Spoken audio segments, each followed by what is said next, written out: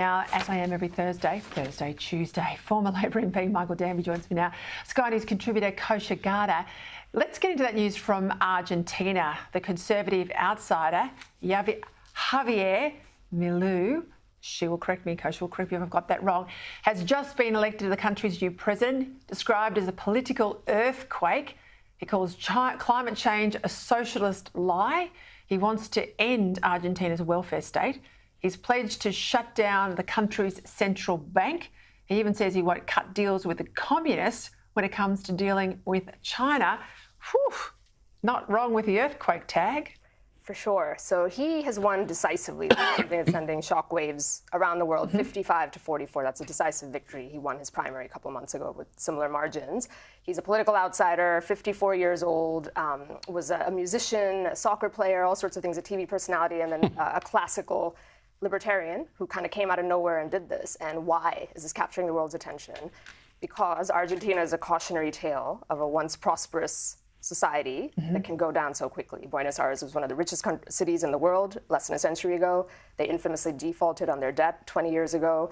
They got hyperinflation, 140, 50%. Wow. We don't like it at 7% over here. Think about that. 40% of their population is below the poverty line. You put that together, and it's kind of like, what do you have to lose? And this outsider comes in like a wrecking ball, and it's going to be very interesting to watch.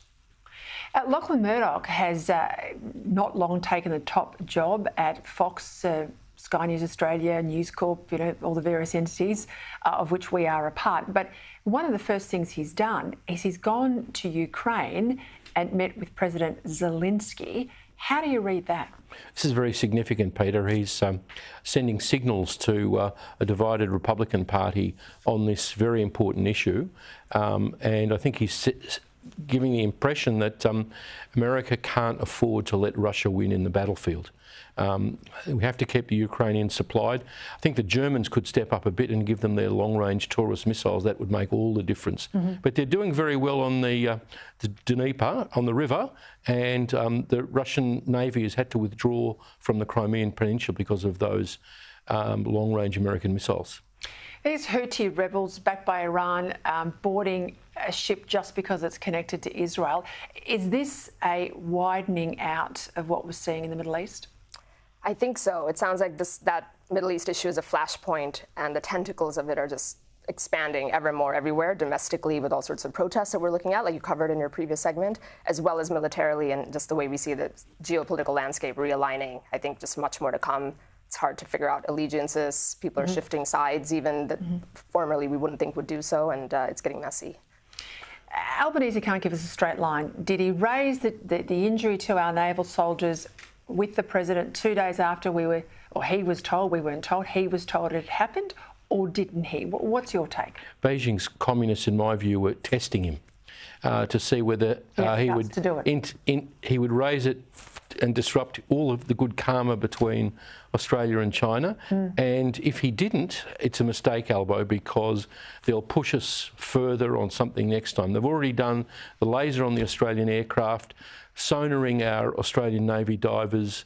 You know, they push and push the envelope until they see where a country will react, because it's important for future military conflict, if there is one.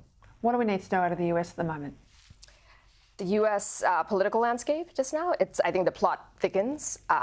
The lawsuits and all that continue. There's all sorts of mechanisms to try and keep Trump off the ballot that are happening, and they might fail, but that constant push is over there. On the Biden side, I think other people are circling because he's in trouble in the polls, including traditionally loyal groups like the youth or black men, groups like that are shifting several polls. And then there's this whole idea of the third party candidate. There's actually a lot of them are popping up right now, or potentially might pop up, and they won't win, but they really could be material spoilers in a landscape that's so divided. The margin of victory is going to be very thin for whoever wins. So it's unprecedented, hard for anybody to predict what's going to happen, and buckle up. 15 seconds, take us home, Michael. Houthi schmooties, it's all Iran.